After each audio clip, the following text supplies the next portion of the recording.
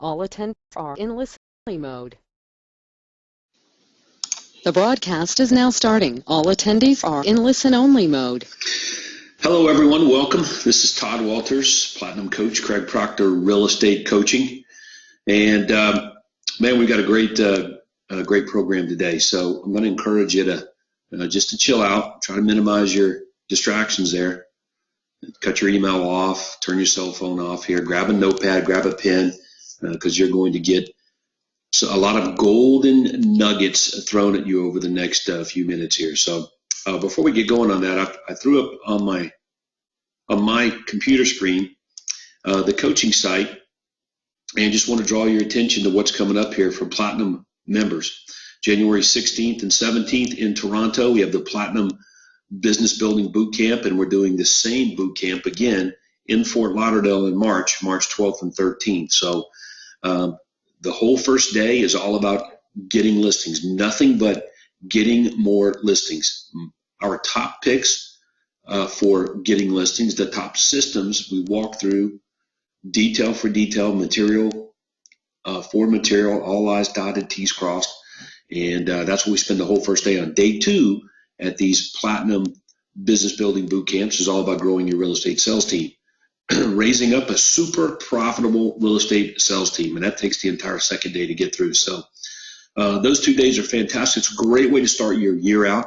So I believe we've got over 300 registered for Toronto workshop, which is fine. We've got a big room there. The one in March in Fort Lauderdale is much smaller, so we're anticipating that that one will be full as well. So anyway, just wanted to make everybody aware of that. I know you're most of you have already registered for one of these, and smart. And if you haven't, then you want to put it on your books. Like, how better to start your year for making a quantum leap than to be at one of these Platinum Millionaire Agent Maker Business Building Boot Camps. And who doesn't want more listings, right? So anyway, now that we've gotten our promo out of the way on why you should be at one of these events, let me just highlight some commonalities for you among our most successful members. And we've got a lot of them, a lot of members who make seven-figure incomes, okay, right here in this program. It's no secret that Craig Proctor, myself, right here in this Platinum Millionaire Agent Maker program, we've produced more millionaire, multi-millionaire agents than any other real estate company, program in history, okay? And the reason is because we've got systems that you can copy and implement. In other words, a business plan and systems. And understand your business, if you want to grow it here, that there really only is plan and system, And the coaching is all about helping you implement these plans and these systems. That's why we do these webinars. That's why we have these live events. That's why you have your own one-on-one coach, so that as you access all these materials and the business plan, that we can get through it, all right? Because there is a little bit of differences market to market on message to market match. Some people are getting more referrals, and some people are getting more business from online marketing and anywhere in between. So that requires message to market match work being done on your business day in and day out. So I decided to pull in a member on today's webinar who's very good at implementing, very, very disciplined, and has had staggering levels of success in a short period of time. I'm going to let him tell the story, and then we're going to take a look at some of the things that he's doing in his business right now that are working really well, why it's working really well, and I don't believe you're going to be able to write fast enough, so we'll try to repeat as much as we can in the short period that we have time for. Now, if you have questions, go ahead and put them in the queue as we move along, and we'll get to them as soon as we can when we get through our presentation for you today, okay? So with that, let me introduce to you Mr. Jim Buttrell. Jim, how are you? I am doing well. How about you? I'm doing fantastic, man. Better than good today. So look, I know you're busy, and so you taking time to be on today's webinar with all these Platinum members, it's a big deal. So real quickly, there's a few newer Platinum members that invited onto the webinar as well. So why don't you give us a little update here on who you are and what's going on in your business, where you are, and just a short history, if you don't mind. Short history. Mm-hmm. Okay. Let's see. I was got in the real estate business. I was done flipping houses in late 2006, right before the market crashed. I had developed a lot of skills in buying and selling my own houses for my company. And then I just went into selling real estate for other people right as the market was crashing. So it was a good time to start into real estate, lots of fun. And I did okay with it. I have this, I can speak fairly intelligently in front of people. So that's, I guess that makes me an anomaly inside our industry, which I don't care. And I did fine. I was number one, number two in my company every year. But that was, like 20 to 22 sales, something like that. In Southern California, price points are kind of high. So that's pretty good. And then my wife got us involved in the Proctor program not quite 30 months ago. Actually, about 34 months ago, not quite 3 years ago. And we had come off of 4 straight years of doing 20 to 22 deals, making about $200,000 a year, which, is good money, but in Southern California, you're certainly not getting rich off of that. And we joined the Proctor program. And it was, it took a little time to get going. I think it was probably 6 months before we got our first Proctor deal from, the advertising, whatever it is that we were running. But what we had seen is that we were better at converting the leads that we were already generating. So we were getting revenue on it just because we were better at conversion. So we, our first year in the Proctor group, we, took a double. We went from about 21 sales to 41 sales. Went from about, 200,000 to 430,000. Second year in Proctor, we're starting to get the system down really good. Things were moving right along for us. Jumped up to 71 sales, GCI a little over 800,000. So that was nice. And then this year, my third year in Proctor, we're going to close 161 sales. We're going to be about 1.8 million. Mm-hmm. And that's what we've discovered. On average, when somebody moves into our platinum level program here, and they're around $250,000 average, it's about 36 months to get to $1 million in GCI. If they're around $250,000 on average, 36 months to get to $1 million or so in GCI. So you've been able to accomplish this in basically, 2 years. So yeah, about 25 months it took us to. Way faster than the average person. So your background, you're a Marine. That's right. That's right. Once Marine, always Marine. Yeah. How does that factor into the success here? Or do you think it matters? Well, the thing is it actually makes a huge difference. Obviously, unlike a lot of the other branches, and not saying anything bad about the other branches, but they always advertise, we're going to teach you these skills so you can go get a job. The Marine Corps doesn't ever have those commercials. It's not, even though they have all the same programs. But, I was on the infantry side, so obviously there's not a lot of jobs in the civilian sector for hiking 20 miles, carrying 100 pounds on your back, carrying a rifle. Not a lot of jobs like that in the civilian sector. So what it did teach me, and I was on the officer side, not to say anything good or bad about that, but it does teach you an awful lot of leadership. So the reason that we've grown so quickly is because, all my 10 years of basically leadership experience in the Marine Corps and the constant training, because they take it pretty seriously over there. And I've learned how to leverage people. I've learned how to leverage people really well. And the thing is you can talk to, at the next conference, I always have a bunch of people on my team around me. So go talk to them and find out what it's like inside our environment. But one of the things that they know is that I will never do anything for them. And I'll get back into that in a minute. But I get people to do things inside my company because they want to, not because I'm the manager making them do it. It's very simple. Some of you have ever heard my purple box analogy. And if you want to hear a webinar that's all about leadership, I actually did a webinar for Todd back in, I want to say it was May 14th of this year. Mm-hmm. Watch that webinar because it's all about leadership. It has very little to do about real estate. It's about leveraging people. And a lot of people have really liked that webinar. But the thing is the reason we've grown so much is because I have people that do their jobs, and they do their jobs because they want to. So the purple box analogy is this. I'll just go through it real quick. Every time I take over a new command, I came up, I started saying this and said, okay, so this is the way I lead. This is the way I want you to do things. So I'm a final result desired kind of guy, and I'm just going to tell you what I want it to look like at the end. So the analogy is, I tell people, it's like, okay, so the way I'm going to give you a task is like this. I'm going to say, I want a box. I want it a purple box.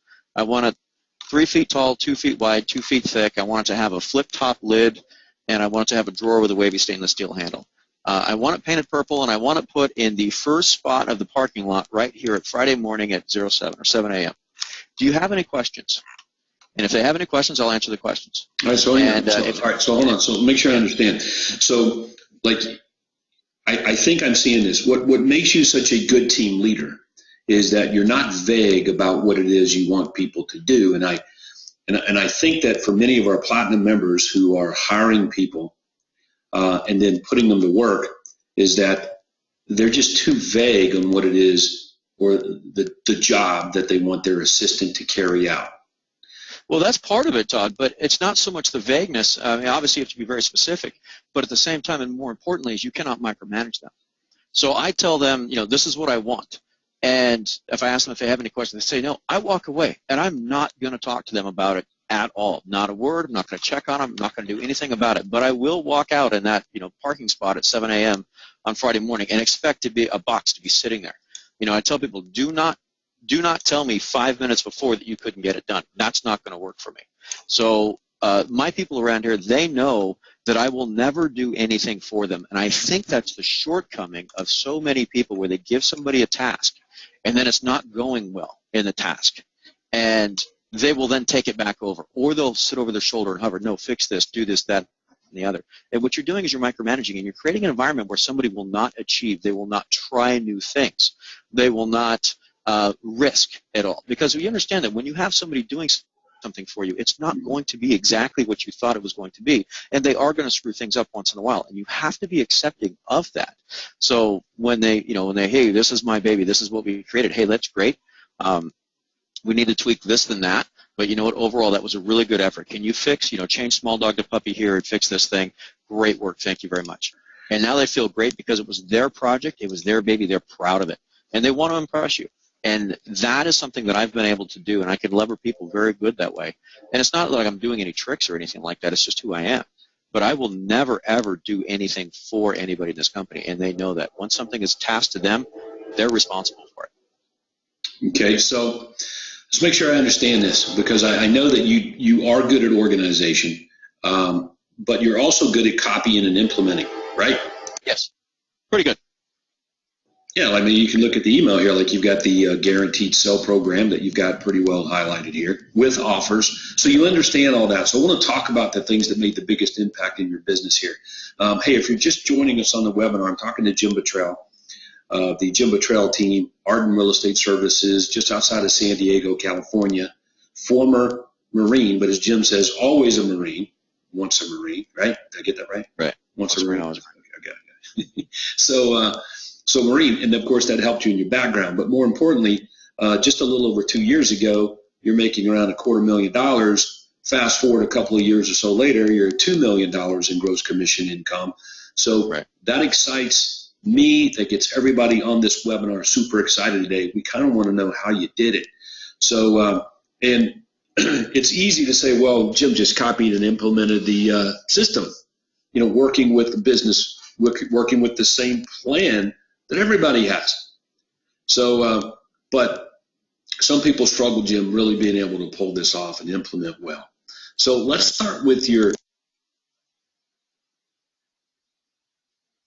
I lost your audio. I can't hear you. Sorry, man. Then we'll go back and look at your marketing here in a minute. But let's go back. I'm going to pull up something I've got. Here we go. We'll throw this up on my screen. There we go. This is the organizational chart from our millionaire agent business. Okay, so I want to talk about you and the things that you do every day. So list them. Like, what do you do? What is your specialty? What is your role? You show up in the morning, you go home at night. So what happens in between? Well, I'm usually here well before everybody else. There's was it Lee Iacocca said the three most common traits of successful people are they're early risers, they show up on time, and they do exactly what they say they're going to do. I'm definitely the early riser, and I do show up on time, and I pretty much do everything I say I'm going to do. But I get up here early. I'm usually in the office about an hour and a half to 2 hours before everybody else. That's when I kind of get through the emails and all the junk in the day. And then I'll have my tasks, I'll start with my list that I write the night before, whatever I need to make sure I get done. All right, so hang on. So you're working from a list of things to do. Right. And so what do you do with this list? Where does it exist right now? It is on our shared drive. It is basically an Excel PowerPoint or Excel a document that has all of the things that we need to do, all the things that we need to implement. They're signed up to various people, and they have a priority, 10 being highest priority, 1 being lowest priority. And it's all sorted by name. So everybody has, my staff all has access to the shared drive. So they can look at this document. They can pull it up at any time and see, you need to do this and this and this and this and this. These are things that we need to do to make the company better. And, they look at, obviously you want to do the number 10 items first, but number 10 may take 5 hours, and they'd be looking at going, I've got 5 minutes. So they'll start working down the list until they find one they can do in 5 minutes, and they'll do that. So I make sure that list is up to date all the time.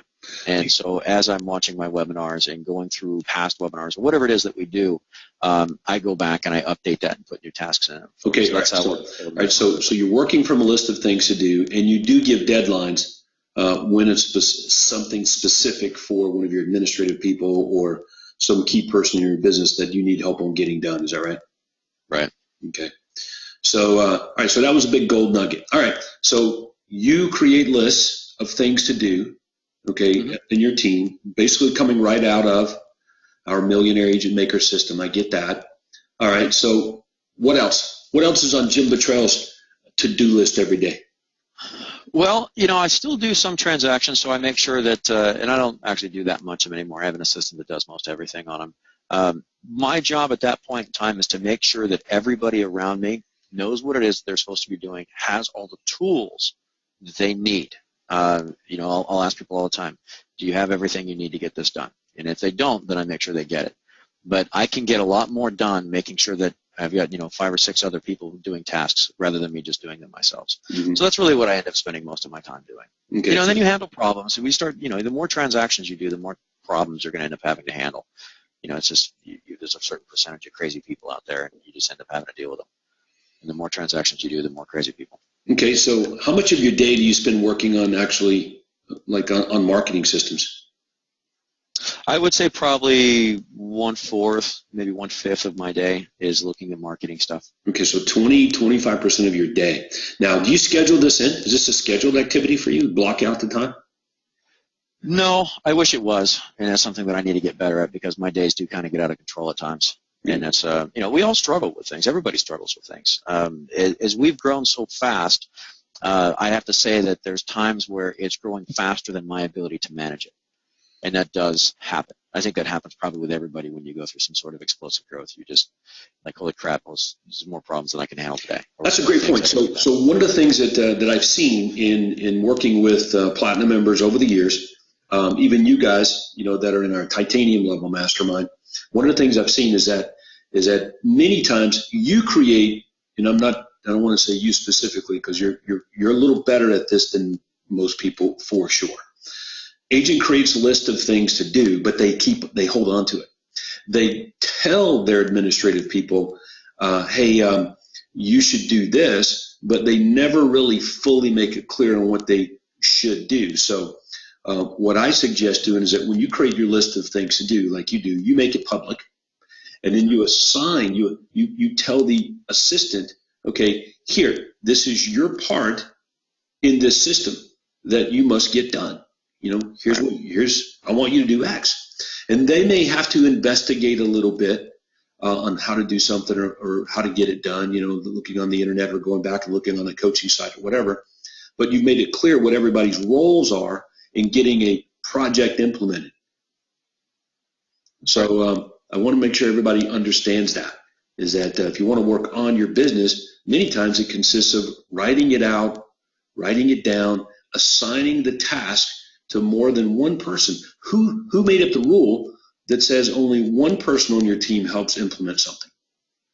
So if you want to launch the referral marketing system, for example, then why does it have to be just the assistant or one assistant doing everything?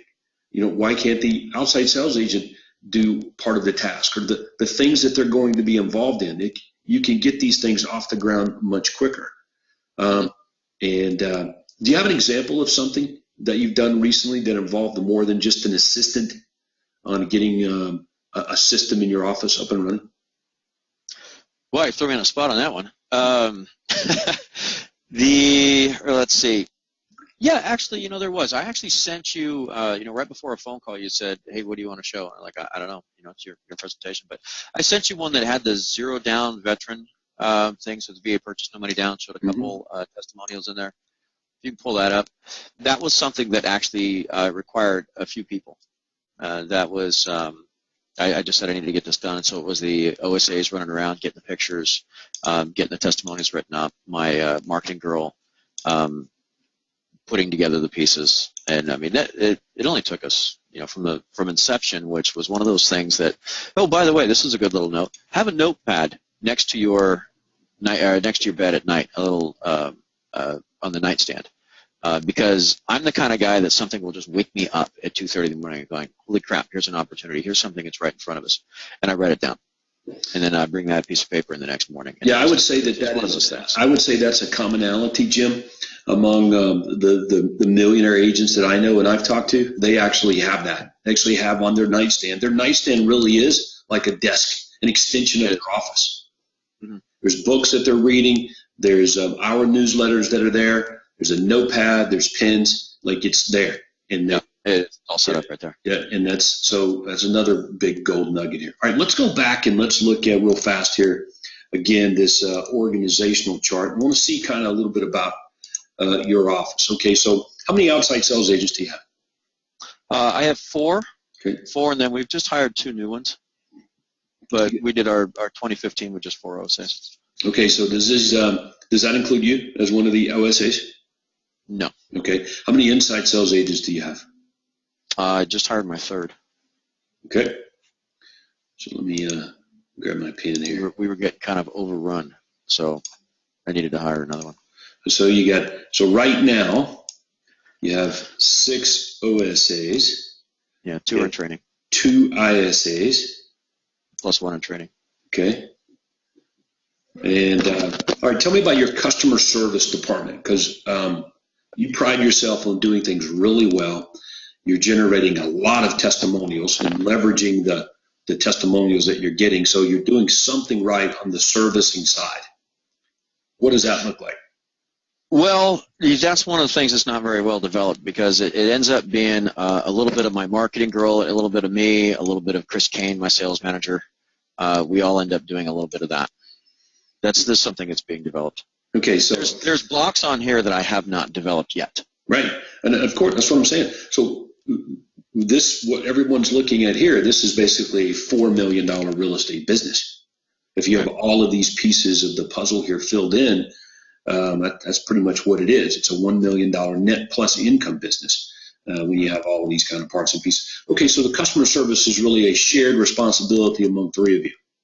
Mm-hmm. Okay, right. So I'm going to put S here because that means shared. All right. So would you consider yourself the office manager, or do you have one? Yes. No, that's me. Okay. So Jim is the office manager. All right. So I know how this works, right? You walk in your office before everybody else. You're getting a pile of work done. Mm-hmm. People start to show up. Get done the rest of the day. There's no question. People start to show up at your office, and lo and behold, it's 9:20. And you're just about to hit some keyboard on your, some key on your computer keyboard, and then somebody knocks on your door that's open, and he says, "Hey, Jim, do you have a minute?" Give a minute, yeah. so it actually makes me shudder every time I hear those words. Got a minute? Just because it's not a minute. All right, but I get it. At some point, somebody has to help your team with these minutes because they have questions. Now, right. How many times is that, "Hey, Jim, do you have a minute?" question really something that they needed to consult you on? Half. So why did they come to you with the other half? Well, they do it once, and then they learn not to ask me that question anymore. Okay. Well, so yeah, over time, and I get it. So over time, your team learns how to do some of these things on their own. And that's part of being the office manager. See, when our business is small, we're the entrepreneur, right? And you've spent a good deal of your team, 25% of your time now being the entrepreneur in your business. You're the technician, okay? Right out of E-Myth. And let's see what else. We've got the manager, the entrepreneur, the technician, and the manager. So we're kind of all three of these things, but the more we can spend our time being the entrepreneur, the faster the business grows. Here's been my problems with that. I've been quick to bring in managers, been quick not to be the technician in things, spend almost all my time on being the entrepreneur, and it literally can crush your team because they can't keep up. They can't keep up with all the things you keep throwing at them in terms of new systems and improvements and doing a better job of copying or implementing a system that we got. So there is some balance to say about this. And the better you are at balancing all of these things out, the faster these businesses grow. Hence, why yours has done a really good job of growing. Some questions that I'm getting here, Jim. Average sales price in your marketplace, what is it? $400,000. Okay. So there you go. What about your commission rates? Would you consider they're higher than the industry norm, standard in your market? Substantially. Since since I'm the broker, I see all the commission instructions that come in, and I know that listing agents in my area are averaging between 1.7 and 2% is what they're getting on the list side. Mm-hmm. So that's the way that they've become appealing to the clients, is they've just discounted their clients or discounted their commissions. That's what they do. We make between 3.9 and 4.5 on the list side. Then we pay out either 2 or 2.5 on the co-broke side, which the average is 2.5 here. I mean, it's almost every listing is at 2.5%. I push the market and I try and go with 2 as much as I can. If it's going to be a good listing, a hot listing, we'll throw it at 2 and we'll keep the extra 0.5%. Mm-hmm. If it's something we have to struggle with a little bit, because not all houses are created the same. Some are going to sell really fast, some are not. If it's one that we know it's going to be a little bit more difficult, we go ahead and just offer the market rate at 2.5. Mm-hmm. But on our list side, we make between 3.9 and 4.5.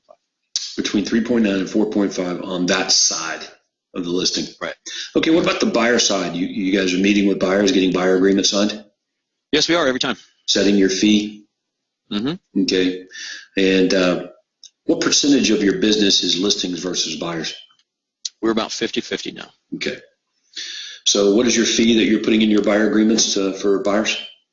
We have a 3%. Okay. I'm talking to the agents and just kind of figuring out when we're going to push it to 3.5, but it's definitely something that's going to happen probably within the next 90 days. Okay. And are you charging a transaction fee? Yes. Okay. Yes, we have to charge in California at the end of the transaction. We can't charge it up front. And what's the transaction fee? $395. $395. Okay. All right, good. All right, let's look back at your team organizational chart. Call coordinator would be calls come into your office. Okay. Mm-hmm. And like somebody's got to handle the call, get the lead into the system, like if it's a sign call or whatever, get it to the right agent based on the rules that you've written. Do you have somebody that does that? I do. That's one of the new inside sales. Well, she's kind of an inside sales agent. She's an overflow inside sales agent. So she's the call coordinator that comes in, calls go to her. She gets them in the database, mm-hmm. and then she'll sign out to the ISA. She's also trained as an ISA to be an overflow because sometimes we just get it's weird. It's like the memo goes out, all the leads need to come in at one time, then you get nothing for several hours, and then you get 5 at once. Mm-hmm. So she's trained to be an ISA as well. Okay.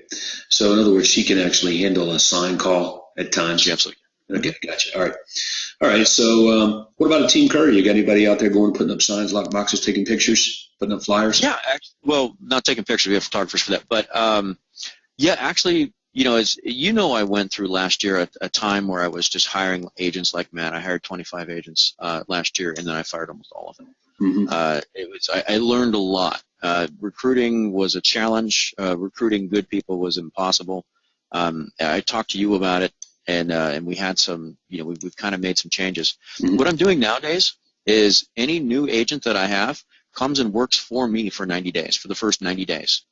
There's actually a desk set up inside my office, and I mean inside my square, and I make them do everything for me. They get to the point where they're negotiating all my contracts for my listings. They're the guys putting the signs in there, meeting the photographer. They're doing the request for repairs. They're doing everything on the transaction for me, and I make them do that for 90 days because I hire mostly new agents. That's something that's worked out really well for me is people that don't have any bad habits, and they show up and I train them exactly the way that I want them trained, and they sit right next to me. They listen to me talk all day.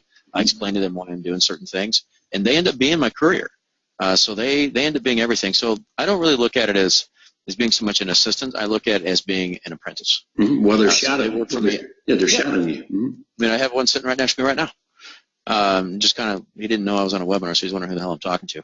But anyway, yeah, that guy ends up being my courier. So when it comes time to pick on signs, I mean, that's the guy who's going to go do it. Okay, so, and then how many other assistants do you have that work on your contact management system?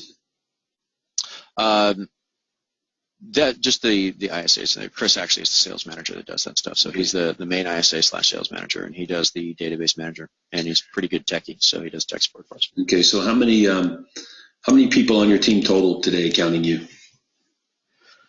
Let's see, we got 6 agents, 3 ISAs, a bookkeeper and a marketer. So yeah, it's about 12. Okay, there you go. So that's a pretty good picture. And like you said, you're filling in the boxes of this thing. Some people are wearing multiple hats right now, even at $2 million in GCI. Yeah, absolutely. You know, Craig was very instrumental in helping me do over 400, between 400 and 500 transactions with just 4 administrative people, not counting the courier. So very, very, very, very efficient because the systems were good. Okay, now what contact management system are you using? We use Sync, Mission Sync. Okay. Great. Soon to be CP millionaire agent. Yeah, it's gonna be. I'm looking forward to it. We're supposed to be the test people here, so I'm waiting for it. All righty. So let's take a look now at some of your marketing. Is that okay? And let's talk about how you're getting business and what you're doing there. Sure. Matter of fact, I want to go back to the email that I was showing you a minute ago. Let me find that. There it is. All right. So this is your email signature. Mm-hmm. And right. I remember one of our first conversations we had, and you asked me about the guaranteed sale program. So tell everybody that's watching this webinar right now about that conversation. Okay, so this was actually my first TW for a day. It was in December of 2014. December 5th of 2014 is the day that actually changed everything for me. We were just finishing our year, did a little over 800, and I had the guarantee of your home sold at your price, guaranteed, or I'll make up the difference, because I was afraid of the guaranteed sale program. And so I was sitting there with you, Todd, and you said, Jim, you clearly have about $1 million a year business. I know for a fact that you're not going to be happy with that. You want 3, 4, 5, 6 million. You are not going to get there with issue of speed. It's just not going to happen. So you need to go to the guaranteed sale program, and that's what you're going to do. And then for the rest of the day we spoke, you were using the implied sales technique, because all you talked about is, and this is where your guaranteed sale logo goes. This is how you implement the guaranteed sale. You never talked to me about the other stuff. So I came back and I changed the guaranteed sale program, or I went to that. And the change, what's funny is we started seeing results literally within hours. Now, I've said that story to a number of people, and they've done it. Maybe it takes them a little bit longer than hours, but we literally got our first phone call on it within a couple hours. And I thought, that's interesting. So we added, our revenue this year is up by $905,000 over where it was last year. And I have to say a lot of that, a substantial portion of that, was attributed to that one sentence you said to me. Mm-hmm. So yeah. It's a big deal. It is a big deal. It's just based on your market, where you are, what people want, and brand development. And I knew that you were an emerging real estate sales team. You're aggressive. So you're going to be doing things. So as you're doing them, if you can get 2 to 3 times the results off doing something, you would want to do that. Everybody listening would want to do that. It can be done, but it has to be focused on what it is the prospect most wants. So in the marketplace there, people want their home sold. They don't want to monkey with it. They're not into hassles. They're really busy. They're on the go. Lots of young families. The list goes on and on. So when you say your home sold, guaranteed, or I'll buy it, the image it's conjured up in the prospect's mind is no hassle. It's not that they don't think they can sell their house. Every seller believes their home will sell. It's just a matter of when and for what price. It's the hassle that conjures up an image of no hassle. Mm-hmm. And when I started the program, I didn't have any ability to buy a house a year ago. I was scared to death, to be honest with you. But we've had such resounding success for it I look at it nowadays, just 12 months later, it's like, yeah, if I had to buy the house, yeah, no big deal. Yeah, I tell Platinum members that it's the least risky of all of our performance guarantees is the Guaranteed Sale Program. It really is. So it's the least. Let me repeat that for those who aren't quite there yet. It is the least risky. It's the least risky because it works like this. So, okay, Jim, what are the odds of Jim Buttrell not selling a home if you pick the price? I would say 0. Okay, so let's go one further. What are the odds of Jim not selling the house if you pick the price and you give yourself a 5 or 10% margin of error? The odds go even further. And then you go further. Oh, yeah. So what are the odds of Jim not selling the house if he picks the price, gives himself a 5 or 10% margin of error, and the seller has to be moving up and buying one of your listings? So when you look at it like that, yeah, the odds go away. They're really even difficult to measure. So, but that is the program. There's no one-sided guarantees. And there's also another aspect of it, Todd, is at that point in time, if you end up having to buy a house, you're buying it at, somewhere between 78 and 84% of value. We all know investors that will jump all over something at between, 78 and 84% of value. No problem. No problem at all. So if you need it, it can be your name or a signee. Yeah. You just flip it over to the investor and he buys it. And they all sell. Hey, I noticed here that it's rare for me to go somewhere on your materials or your email signatures or anything that we're getting ready to look at here and not see something about this worthy cause that you're involved in. Okay. Right. So tell us about this worthy cause and why it's important to you, and then we'll look at how you're leveraging it, or better yet, exploiting it to get business. Well, it's not Wounded Warrior Project. It's Wounded Warrior Home. It's actually a local charity that's up here next to Camp Pendleton. Because I have 2 offices, one in just south of Camp Pendleton, one just east of Camp Pendleton. Mm-hmm. And so we obviously have a big military community. And we all know people that, if you've been in the Marine Corps in the last 10 years, you've been to combat, people that have been wounded, people that have died. And so these are things that are very close to us. So most of my company are Marines. My staffs, I hired them out of Wounded Warrior Battalion. So these are guys that got wounded bad enough to where they couldn't stay in the Marine Corps. Interestingly enough, some of them couldn't get jobs. And I was just amazed. So, those are the people that I hired. They're around people just like them, and it's a great support network here for them. And they're really just, they're part of a good team. But we all know people that have had, bad injuries. So this is something that means a lot to not just the people inside this office, but also means a lot to our community. So this charity actually has homes where people that are being separated from the Marine Corps that have, because of an injury, but they're not married, they don't have any family to go home to, so they really just don't have anywhere to go. So it gives them a home to live in for free for as long as they need it. It's 100% referral, or excuse me, 100% charity-driven, donation-driven. So we actually do a substantial donation for every time we get a referral. So for us, it's not $100 or something like that. We could probably get the same leverage out of it for $100, but for us, we just decided inside our company that we were going to do $500 for every time that somebody refers a deal to us that ends up in a closed transaction. And then, of course, we have the big check. We got the giant 4-foot check that we made out of that. And we actually had to put tape, white duct tape, over the name because we'd put the name on it and then erased it out so many times that we just kind of wore out the check. So we had to put duct tape on that, and so we could write the name over the duct tape. But yeah, that's one of my fun things. I mean, it doesn't bother me a bit to write that check for $500. I really enjoy it. Yep. And so we send that out, and we leverage that. I guess and let me go back to that form there, rather. Tell us about this particular form here. What is it? How are you using it? Well, at the end of every single presentation, whether it be a buyer presentation or a listing presentation, the very last thing that either myself or the OSIs will say is like, okay, before I leave you, I want to talk to you about this one charity real quick. Now, I'm not asking you for any money. This is something that we do for our local wounded military. I explain a little bit about the charity. It's got our story on it, and then we make them, we have them sign it and ask them at that point in time, do you know anybody who's looking to buy or sell a house? Because I'd really like to write another check for $500. And that actually works pretty well.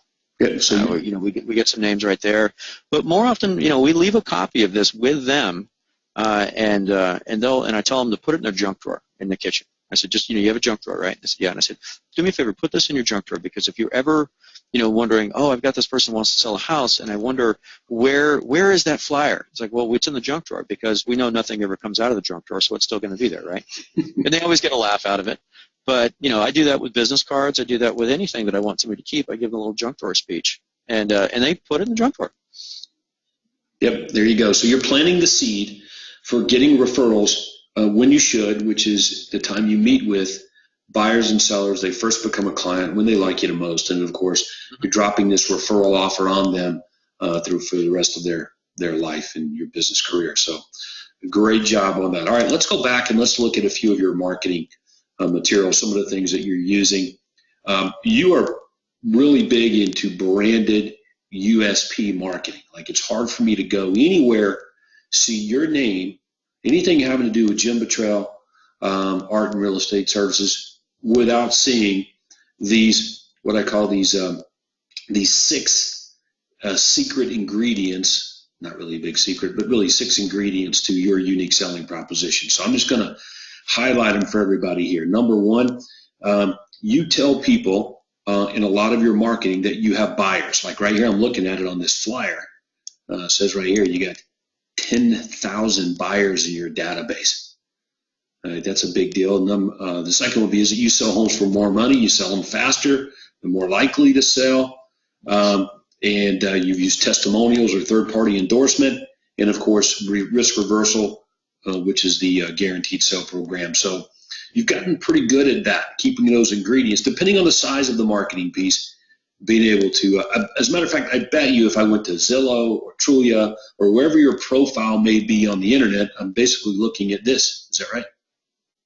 Yeah, exactly. If you want to pull up my Zillow profile, you certainly can. Yeah. It's worth looking at. Okay, well, I'll do that here. Tell us about what you're using this marketing piece for while I do that.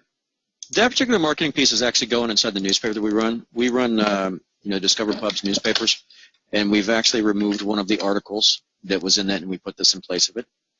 And we got them to move the articles around so it's on page 3. So we always want to have your stuff on the odd numbered pages. So page 3 on top is where we've started running this. The first time we ran it last month, it was actually on page 2. Wasn't a good location for it. We got a couple calls on it, but we've got another newspaper getting ready to go out. So we've moved it over to page 3. We've plussed it up a little bit and made it a little bit nicer. Okay, so we'll talk about your list of what you're doing here to generate business in terms of marketing systems here in a moment. But let's go and pull up Zillow. Here we go. So Jim Buttrell team, we got 114 reviews. And like I said, wherever I go, I see your unique selling proposition. And you've got here on your profile these ingredients. Jim's got buyers. Jim sells homes for more money. He's selling in less time. I see you even leveraging your Wounded Warrior homes as well, which is a unique selling proposition, no doubt about it. You being tied to a worthy cause, that's different, that's exclusive. I would consider that a USP for sure. So anyway, everybody can go and find Jim Buttrell on Zillow, and you've even got your USP commercial here. Right. If everybody's missing that, I'll draw a little circle around this. Right down here, you'll find it. If the video, if the website's streaming through the webinar properly. So anyway, great job. And you're doing a good job here all the way around of your leveraging Zillow. That Zillow, we get more leads off of our listings than we do buying the zip codes. So a lot of people seem to think that they can just pay money to Zillow. And, I see it all the time with people with just a couple sales or not many reviews. And they said, well, I'm just buying the leads, the zip codes, and I'll get these stranded seller or buyer leads from, some other agent didn't pay the money. Mm-hmm. But those leads, we get far more leads on our listings. And also you have to be compelling. Why would somebody call you, because there's going to be 4 agents in the margin there. Why is somebody going to call you over anybody else? And you have to give them that reason. The reviews is big. I will say this, that my reviews, you will notice that they're not the 1 paragraph, 2 paragraph, or the real short, 1 or 2 sentence things. They're several paragraphs long. and they're written very, very well, and they've got a great message. You want to know why? Because I write them. So at the end of the transaction, all the transactions that go really well, because not all transactions go really well, but at the end of the transactions are the ones that go really well, I call the owner and say, hey, as I mentioned to you when we first started doing this, I want to do a review. I want you to do a Zillow review. I'm going to go ahead and write just a template for you and send it to make it easy for you. Well, they think they're just getting a template. What they actually get is the full written review out. And I tell them, you can just go ahead and cut and paste this if you want, or if you want to, change it or write your own, you're welcome to do that. But this is how I recall the transaction going. And I have certain messages that I want to get out to the world. And now the way I'm doing that is through other people writing their reviews of me. And I will tell you that nobody changes anything ever.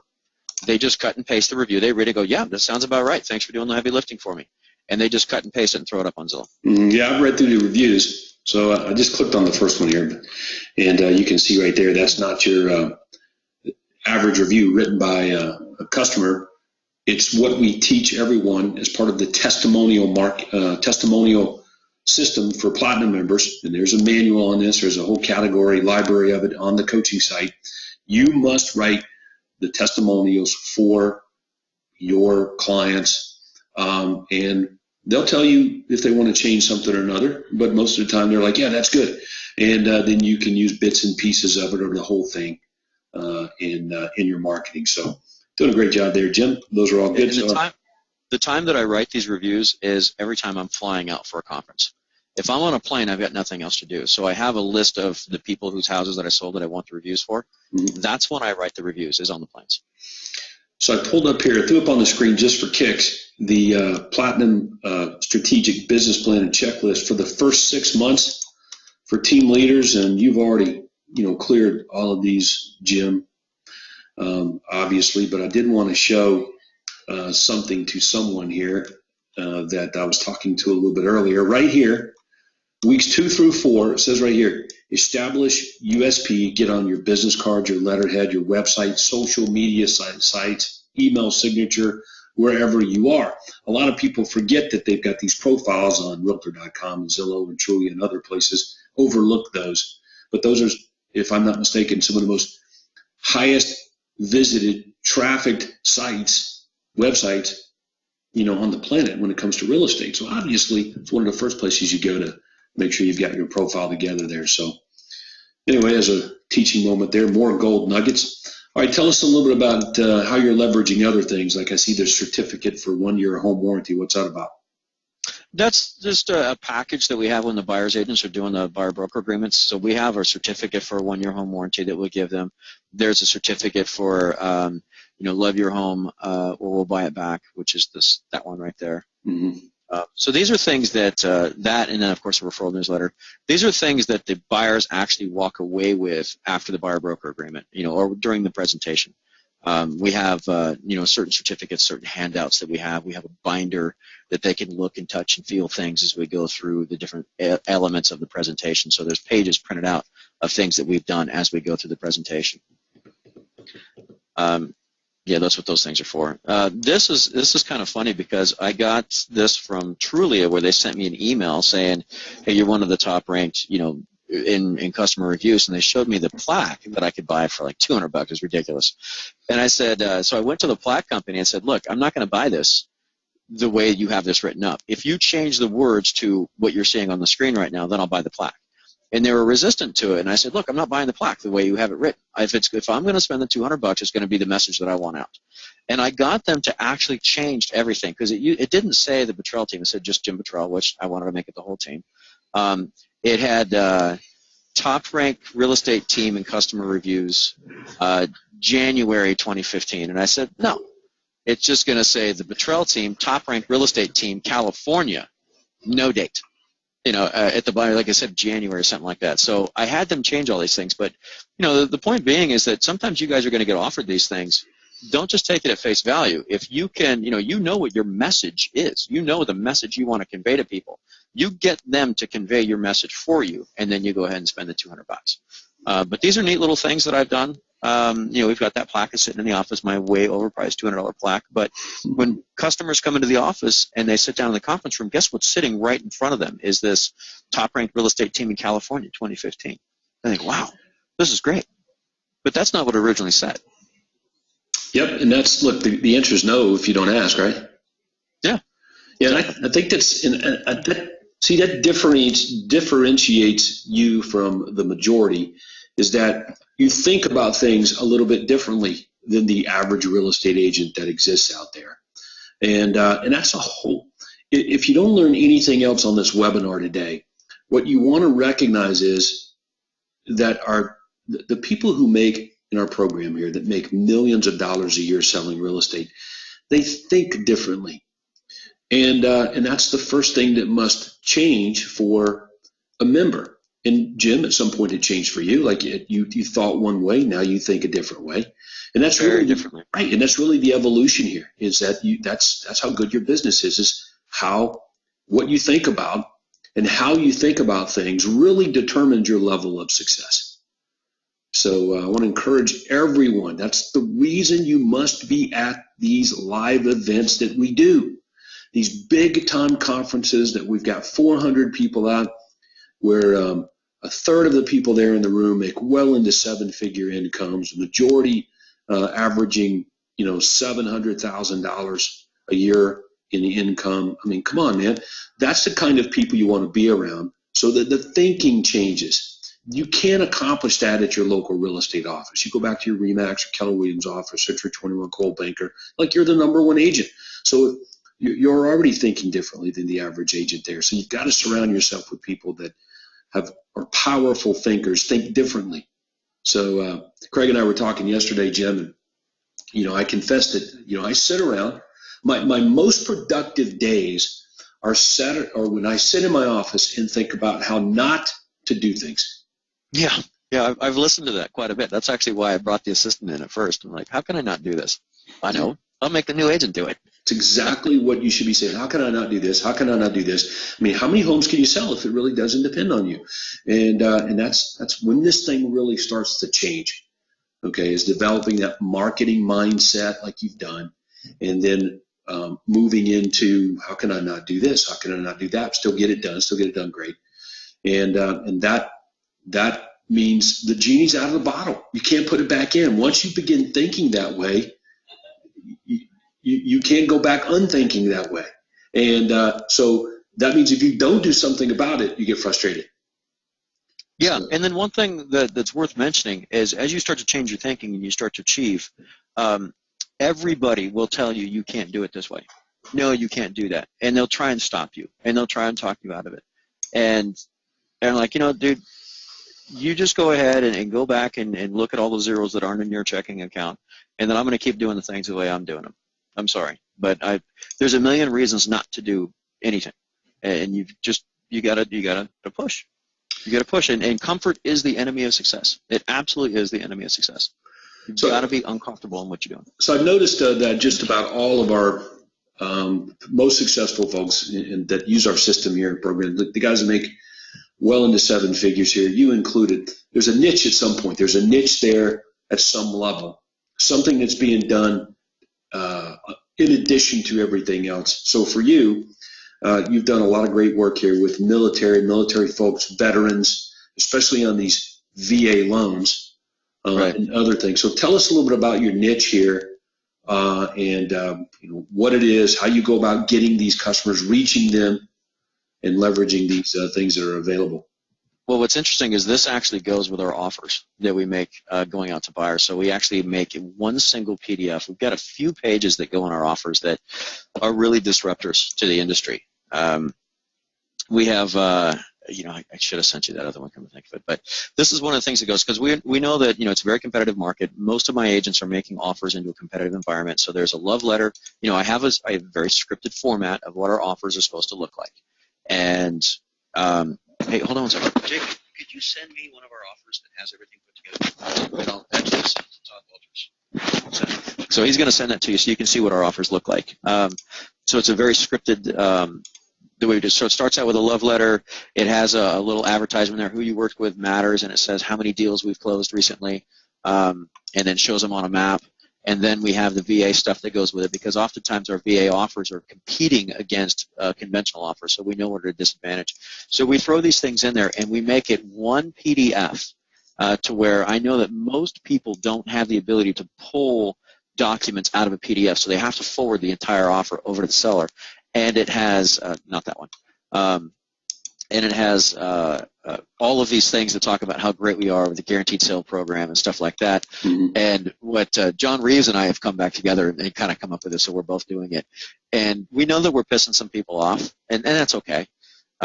We also know that these sellers are going to see this, and then maybe they'll call us for their next transaction. But one of the things that, the reason that first document that you pulled up there that was talking about the VA is we know that a lot of sellers have a lot of misconceptions about what what a VA offer. They think, oh, it's going to be really bad. I can't accept a VA because there's all these costs the seller's going to have to pay, or we have the stricter property conditions, lower, all these things. So we've just dispelled these myths as part of the offer. And then also on our side, we have Real Estate Services. It shows about us, so the seller will be more confident working with a team that kind of has their act together. So let me make sure I understand. When you submit an offer to a seller, you include this information, these VA flyers, basically, with the offer. Yeah. Okay.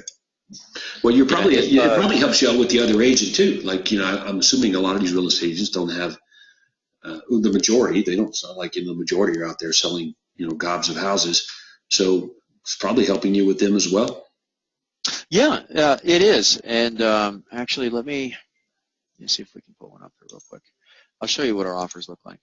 They're pretty cool. Okay. All right. Give me 1 second. We'll get one up in a second. No problem. This is great, man. We appreciate you doing that. So while you're doing that, my niche here in North Metro Atlanta, back when I was actively selling homes and working on the business daily, were move-up buyers.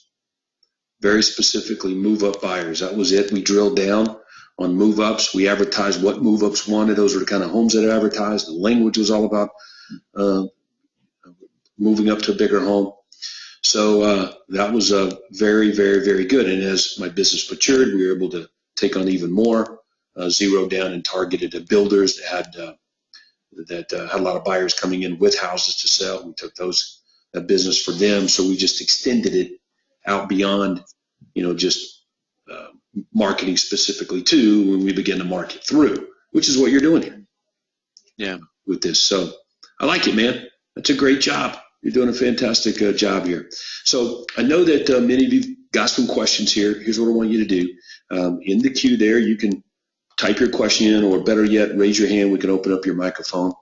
I can take your questions here momentarily. So was there anything else you wanted to show us, Jim, before we Yeah, I just sent you an email that has one of our offers. Now, the only thing that's missing on this one, it doesn't have the love letter on it yet. If I'd have thought about this earlier, I would have sent one to you.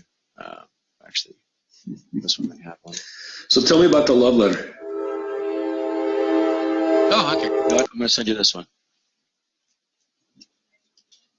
I lost your audio there, Todd. No, when the train was coming, so I muted my microphone. Okay, so you're going to see an email coming to you that says Spring Shores Gillette offer. So if you hit refresh on your email, that'll pop up here in a second, and that's what our offer package looks like. It's pretty cool. It's got a cover letter. I can't give John Reeves of Reeve Real Estate enough credit on this, because he and I have come together. Not that one. It's the next one that's going to come in. This one doesn't. All right, no sweat. Yeah, so he and I, we're both former Marines, and he has an office about 20 miles south of me, and so he and I get together and we mastermind all the time. Like, we talk every other day at least, and we grab our marketing people and we'll sit inside a room and we'll just share everything. Even though we are kind of in the same market, we overlap a little bit. If I lose a deal to John, good. And if he loses a deal to me, good, because it means that we're better than everybody else and we're taking a lot of market share from people. And we come up with a lot of really neat ideas, and we share absolutely everything. If something works, great.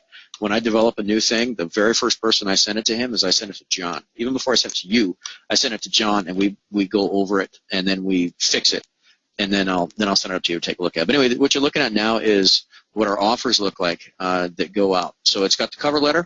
It shows everything that's going to be attached on this thing. So at the bottom of the attached documents, we have a little executive summary from the agent that goes in as we talk about, how great they are. So Jeff Kaufman's one of my OSAs. So you want to scroll down a little bit further? Well, I'm just giving everybody a chance to kind of read through that. Oh, I'm sorry. And because, they'll be saying, send me that. Okay, so here's the letter. Here's the buyer letter, the love letter. The love letter, absolutely. And there's basically we have a template for the love letter. Mm-hmm. These are certain things that we want to say. It's always been telling them how great their home is and that we will honor the memories and we're not going to change things.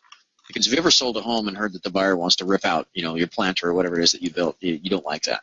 So it's always, you want to find things in common. I've when I did that love letter presentation for you that one time, I actually had put in things into the love letters that weren't, maybe they weren't necessarily true, but you find out that the couple of sellers have twin boys. And then you say that my buyers are a young couple starting a family based on genetics. They're understanding that they have a high likelihood of having twins. That type of stuff. So that's why it's important to have the extra bedrooms. Yeah, well, the seller has twins. The pictures are huge. Huge, yeah. They always have the pictures. And there's the pre-approval, the DU underwriting. I like that. Okay, and so there's some other things in here that are interesting. Yeah. So what is this? Yeah, so this is one of those things that, remember, this is sandwiched inside the offer, so it's very difficult for somebody to, most people don't know how to extract certain pages out of PDF, so we know this is going to be, that the sellers are going to see this. So it's like, who you work with matters. Shows we've done over 150 transactions last 12 months. We make sure it's handled. It shows a little map of where we do our deals. And then we also have in the buyer satisfaction guarantee, and we put inside that box at the bottom saying, I'm aware the patrol team is guaranteeing buyer satisfaction at no cost or obligation to me, the seller. And then we have the seller sign that. So that's one of those things that might piss people off a little bit. But really what we're trying to do is we're trying to basically why would you say that it pisses them off? Well, you know what? If I was an agent, and that is a direct advertisement at the seller for, hey, well, if you buy a house through me instead of the guy who you've got your house listed with, I'm going to put a guarantee on it. So I don't know. It's one of the things that we're doing. We haven't had pushback on it yet, but yeah, I don't think it necessarily pisses them off. They just look at it that's just the way that you do business. Yeah. So what it does, if anything, it exposes what should we say? The other agent, the cooperating agent or the listing agent, or whoever it is. It just exposes exposes them as a commodity. But let's face it, man, the seller here had a choice on who he does business with. Right. Or the buyer's agent had a choice on who they do business with. So they picked that other person. They didn't pick you. Mm-hmm. They picked them. So right. So it's just exposing all of those choices is all it's doing. And I get it that the person who, say the seller who picked the listing agent, they may be second guessing their choice, but I don't think so because their home is being sold. Right. So I don't think it really does anything like that, but what it does do is it begins to plant a seed for future. So if anything has gone squirrely with the communications or the transaction throughout this process of having it on the market with this other agent, there's no question you're positioning yourself now because you're going to adopt these customers when it closes.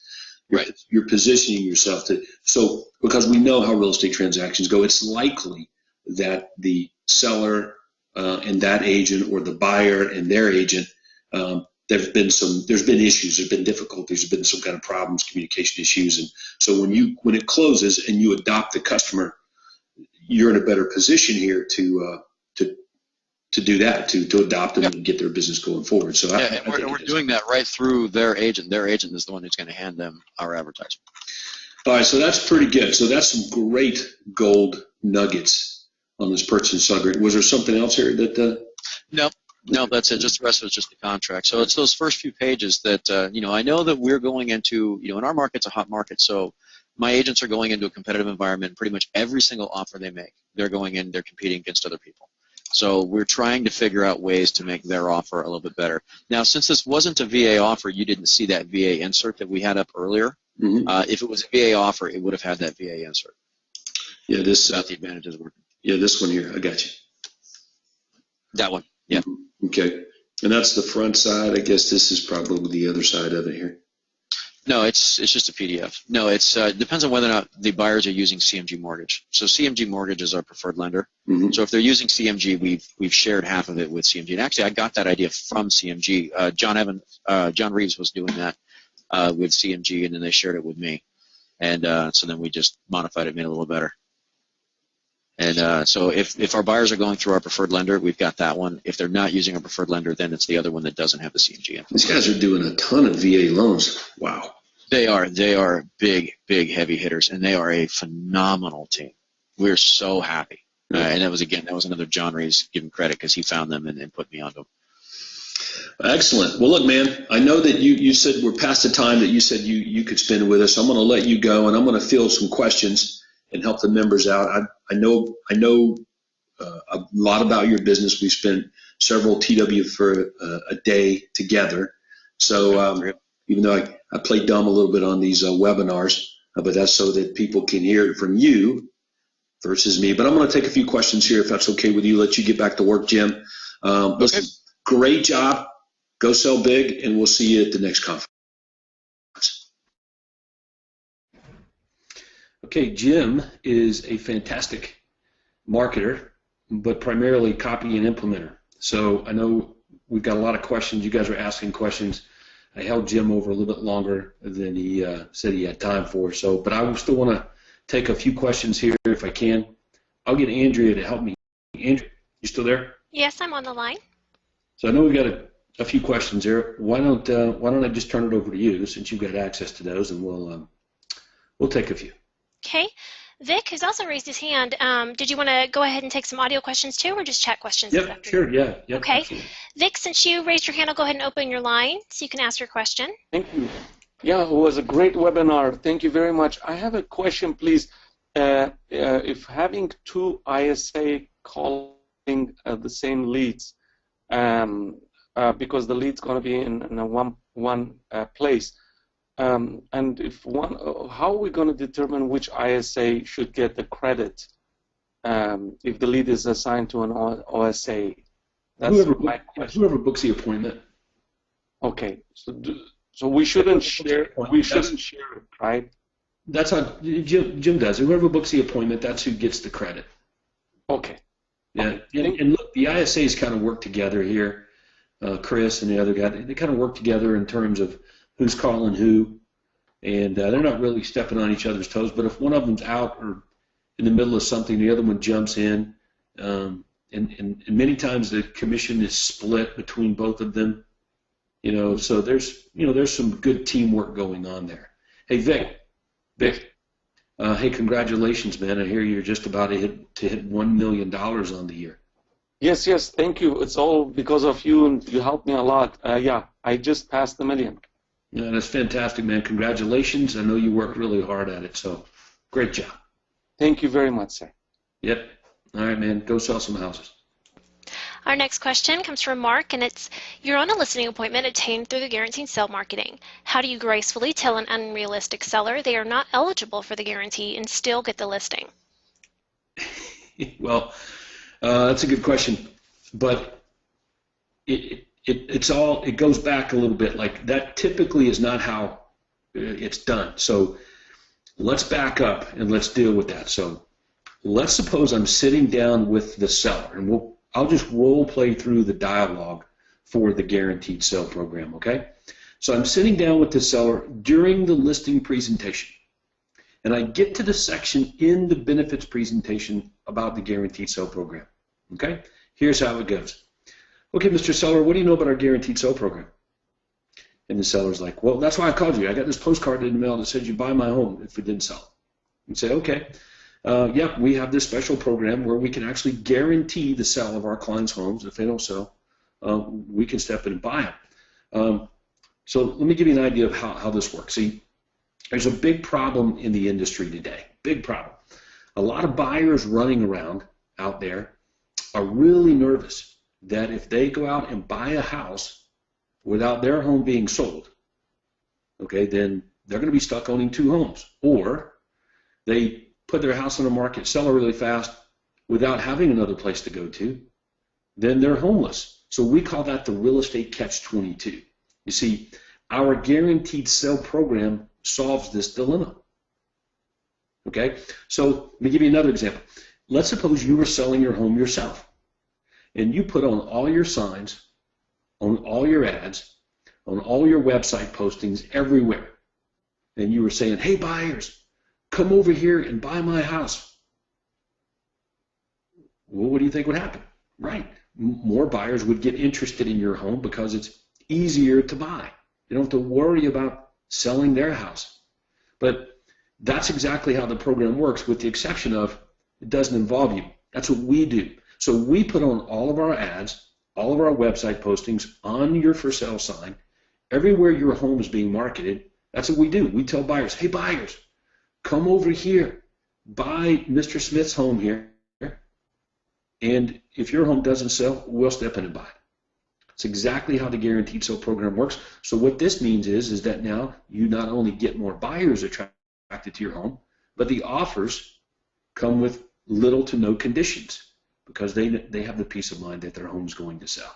So we create more demand for your home, and the likelihood of a non-conditional offer goes way up. If you were to, say, do business with or list your home with another real estate agent, they can only attract the buyers that already have their home under contract or don't have a house to sell at all, right? For if you are doing business with us, we can get all of the buyers, all of them, 100%, because even those with houses to sell, we are willing to guarantee that their home will sell as long as they move up and buy your house. So that's how the guaranteed sale program works. So do you have any questions about how this program benefits you? So the seller would say, well, what do you buy my house for? And say, well, which one of our listings were you interested in buying? And the seller says, well, you mean I got to be buying one of your listings? Well, yeah, of course. Like, that's how it works. So how would it benefit you, Mr. Seller, if I told all the buyers out there in the marketplace, hey, buyers, go buy anybody's house. Just go buy anybody's home, and if your home doesn't sell, we'll buy it. Like, how would that help you? Like, we want to create more demand for your home, help you get a higher price, right? So that's how the program works. Okay. Now, this question is geared towards Jim. I'm going to go ahead and ask it anyway. It's from Dominique. How do you pay them when they shadow you? That's a great observation. Since they're doing the work and Jim's passing it on to them, they're getting paid just like they were the agent in the transaction. Okay, so if I book an appointment, let's suppose you're the agent, Dominique, and you're shadowing me. If I book the appointment and I hand you the buyer, that means I'm handing it to you. You're not necessarily shadowing me. Maybe I'm shadowing you. So it depends on how much shadowing you've done of me as to whether I'm just handing you all the business. So the way that we make it work, or the way that Jim makes it work is he cherry picks business that he can easily pass off to these guys, that they can hit home runs on. He makes it easy for them to make money early on in the relationship, just like they were the outside sales agent. But remember now, Jim pays himself. If he's the inside sales agent on the transaction, he gets the ISA fee.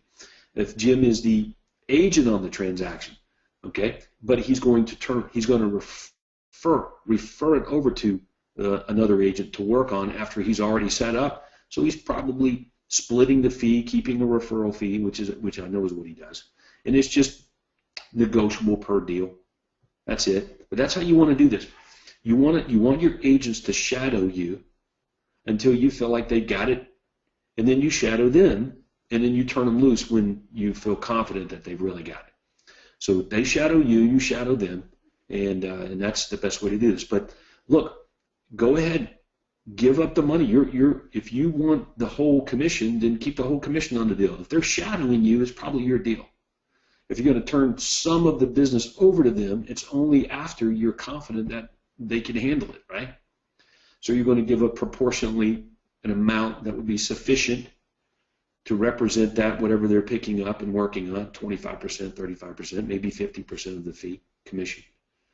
So anyway, so use your judgment on it, and but that's how Jim does it. It's a sliding scale, but he's quick to give away all the money if the agent's doing the majority of the work. Okay?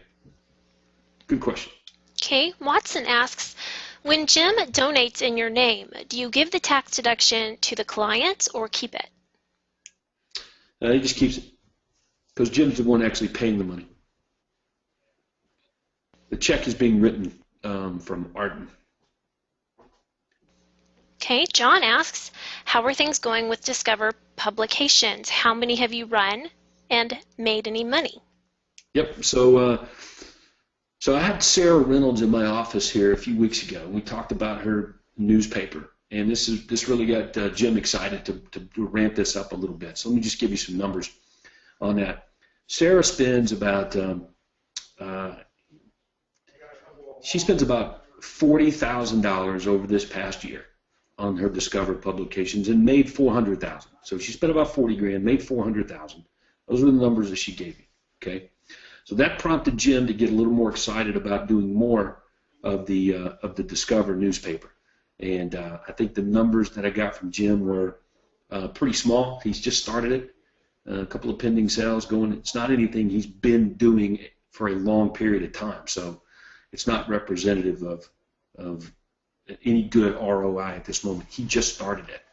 Okay, now, with that, when I see all of you at the Platinum Business Building Bootcamp in January 15th and 16th at the in Toronto, or in March at the Platinum Business Building Bootcamp in Fort Lauderdale, I'm going to show you the newspapers of Jim's, of Sarah's, the template, what's working right now to kick butt. Okay, how often they're sending them, Sarah monthly, Jim quarterly. So I'm going to show them to you. You can see the various versions. I'm going to go through them, dot every I, cross every T, so nothing will be held back there so that we don't screw it up. But those were Sarah's numbers. Jim, again, just started it, so I can't give you any real good numbers from him there yet, but he'll do fine. Now, here's where the newspaper came about. Okay, in California, Southern California, there are very few newspapers to advertise in. Like, if I wanted to go run an editorial ad in my marketplace here in Metro Atlanta, no problem. There's newspapers for every city, local community newspaper.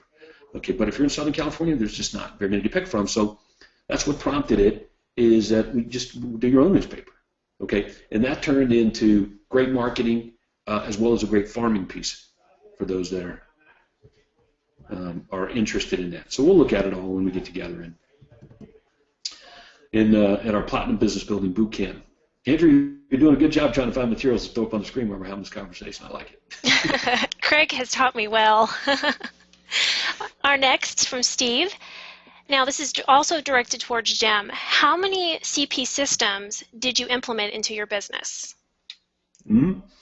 Okay, so if you looked at the checklist, so if you looked at the 6-month checklist, okay, I threw that up on the screen earlier in the webinar, but if you looked at that, everything you would see on that checklist, that's about it. That's about all that Jim has implemented. He's got about 4 marketing systems, okay, that I could say that he's running right now. But for example, leveraging your listings to get more listings, like that's a marketing system that has several moving parts to it. You know, from the outside of the listing, the signs, to inside the property, to the property and syndication.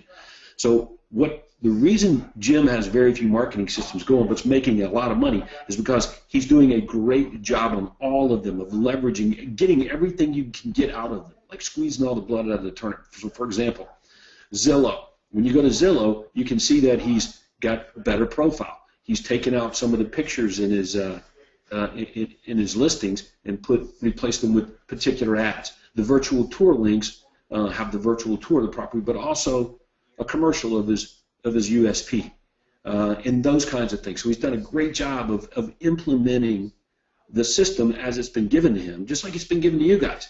It's just that he's got it a little more fine-tuned. And the reason is he spends a lot of time working on his business. Okay, now, The other side of it is he's not scared to spend money.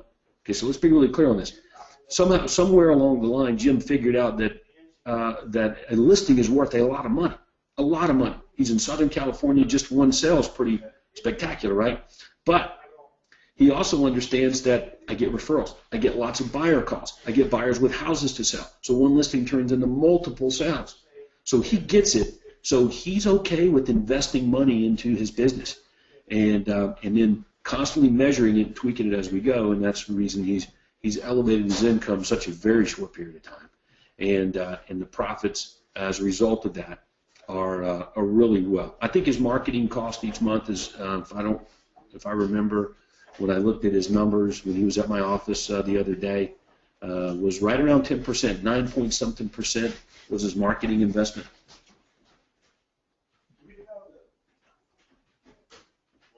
Next. We have. Andrew, you still there? I am. I'm sorry. I was. My screen was stuck and I couldn't open my mic. We have That's okay. Austin Goodale with his hand raised. Austin, your line is open. Go ahead and unmute on your end.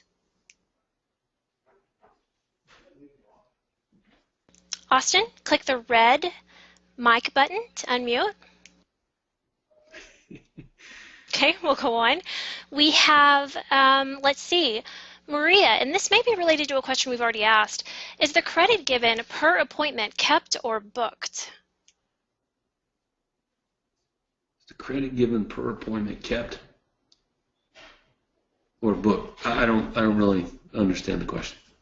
So Maria, you can email me at platinum@toddwalters.com if we haven't already answered your question and you need more details on it. Just email me and we'll get with you on it. We'll try to figure out here what you're getting at. He's saying to the inside sales agent. Okay, so let me just make sure everybody understands. If you're the inside sales agent, okay, if you're the ISA and you book an appointment and you pass that appointment on to one of the agents on your team, Craig and I would assume that you're paying yourself as the ISA. So if you pay your ISAs 10% off the top of the transaction, then that 10% off the transaction is going to you as the ISA, and the balance is going to be split, whatever your pay plan is, 50-50, for example, between you or your team and the agent. So that's how it works. So it'll be kept, I guess. Okay, this is from Jean. Do we have a first consult with you when getting into Platinum? Yes, I am not. Like I say, I'm not available all the time, but make sure everybody understands I have absolutely and enjoy spending time with as many people as I can on the phone every day, every week. So today I did 4 or 5 different consultations with members and their coaches, working on businesses, creating plans and looking at marketing materials. It was great. So if you want to set something like that up, just get with your coach, and we'll try to get that dialed in there. And those are fun for me. So I never say no. Just be a little patient with me in terms of scheduling, and we can work on something like that. Okay, we have. Let's take one more. Well, that's great. We have one final question from Shida. Going back to the Discover publications, can you clarify when you were referencing that, were you talking about the USP newsletter? Okay, so, ask me that question one more time. Let me listen better. Okay. When you were referencing the Discover publications, were you speaking of the USP newsletter? No, I'm sorry, Shada. We're talking about an actual newspaper. So if you go to library and then you click on File Library, there's a library in the File Library called Platinum Newspaper Article Pool, I think it is. So scroll down a little bit there, see if you see that. There it is, Platinum Newspaper Article Pool Library. Okay, so if you're interested in your very own newspaper, not a newsletter, but newspaper, here's all of the information. There's a template, there's examples, There's articles, because the whole newspaper is templated, so it's syndicated articles, but typically you'll eat up the front page with some personalized article. And then you just pepper the newspaper with our ads, editorial ads and display ads. So everyone can check that out there. This is in the Platinum Business Plan. Okay, this is one of the marketing systems that we highlight in the Platinum Millionaire Agent Maker Business Plan. Section 5. Okay, Section 5 in that business plan, I list our top picks for getting listings. This is one of them. Okay, it's about 10,000 papers will be about $5,500, and you can get other people paying for it, and it's very, very powerful marketing. You know, some guys get 25 leads when they send one of these out. If it's 10,000, some people get 50. Okay, leads don't really matter. It's all about ROI, return on the investment. So if I'm going to spend $5,500 on an investment, you know, I would really like to make, you know, at least $35,000 from that, maybe 40 grand. Okay, 50 would be great, but you know, not necessarily. It doesn't have to be a 9-to-1 ROI. It can be 5-to-1. Craig's even said 4-to-1, 25% many times, because you're willing to spend out on a referral fee. Because I know you can leverage the listing to get a lot more listings, and that is a marketing system. We talked about that. Okay, so yeah, great webinar. I know that everybody was thrown for a loop right there at the end when Jim threw up on the screen, or I threw up on the screen, the stuff on this offer. Okay, so I actually have already emailed John, and I said, look, let's do a session in Anaheim at the Money Making Summit about this, squeezing in other materials besides the offer and the love letter to get our message across, make a more compelling offer. Let's do a session on that. So those guys are already in for that. So we'll do that at the Money Making Summit in April in Anaheim and drill down on that. In the meantime, okay, here we are, end of the year. How about that? End of the year.